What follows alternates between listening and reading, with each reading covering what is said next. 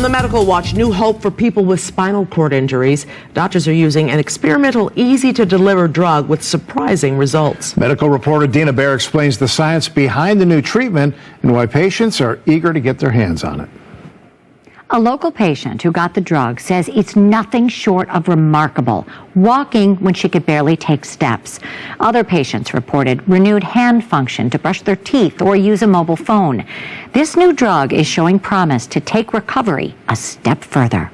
It's a dream of every scientist, every single scientist, to see one of your ideas come to fruition. Right foot, and we're off. Left foot. To see that I've made a change in somebody's life. It's incredible. Years before Leslie Fuller was involved in a horrific rollover accident that damaged her spine at C5 and C2. Well, so you were working on it before I got hurt, Dr. Lang. I was working on it before you got hurt.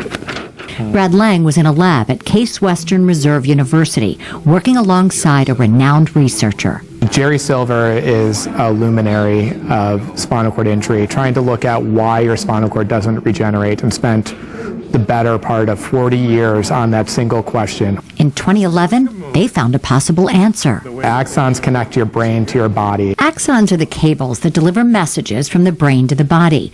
After trauma to the spinal cord, they stop in their tracks, still alive, but either sitting idle or embedded in scar tissue that builds up at the injury site. When NVG-291 was administered to animal models in a series of injections just below the skin, the axons regrew. Because if they ignore the scar, they'll grow in it or around and try to find their home. Around bypass. Our animals were walking around their table with their tail up. They were balancing on little grids. They were urinating properly again in about 6 to 7 weeks after daily treatment. At Chicago's Shirley Ryan Ability Lab, NVG-291 was put to the test in humans. It's like you could get shot up with a mystery substance that we mostly use on rats that crosses the blood-brain barrier, and I thought, oh yeah, that's my jam. Ready? Yeah, 1, 2, 3. Leslie was one of 20 patients enrolled in the 4-month study. Essentially, I felt my entire body wake up. Good job. First, her sense of smell returned, which is often disrupted after damage to the central nervous system. You know what? I'm smelling everything. Like, this gentleman is wearing polo and someone's smoking a cigar. All right, Leslie, let's rock. Improvements in bladder sensation and how her body regulates temperature followed. There was more to come. 70 pounds, yeah. I'm going to put a belt around my waist. It's all you. And I'm going to haul some weight. I'm just going to blow you away. You're going to be like, oh my gosh, Leslie's a beast. This is not the Leslie that I knew prior. I was like, you're almost like a whole new person. You got it, Leslie. Push, push, push. With each surprising step. Night and day. Night and day. We weren't even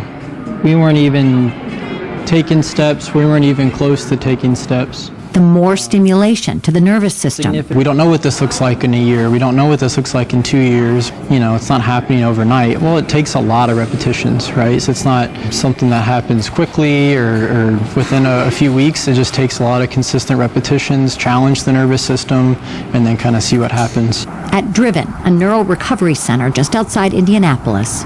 Drive, drive, drive. Leslie can't be stopped. And now she wants the FDA to catch up. NVG-291 is not yet approved. Another clinical trial is planned for summer 2026. When will it be available to all of the people who are clamoring for it? We will be enrolling up to 150 individuals at sites throughout North America, so United States and Canada. And we anticipate that we will have results from that study in the second half of 2027. Wow. Okay. So going to the FDA shortly thereafter. 10 years after hearing her original prognosis, You will never feel or move any part of your body.